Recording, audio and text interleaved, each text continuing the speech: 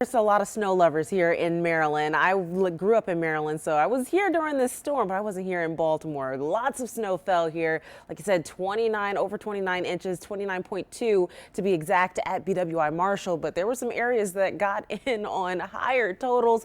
Look at North Potomac, got in on 38.5 inches of snow during that event. It lasted over a couple days, but really lots of snow over the region. Of course, we have our official measurements there at BWI Marshall. Reisterstown came in at 32.1, 32.2 there in Westminster, which usually sees higher totals here in the Baltimore Metro.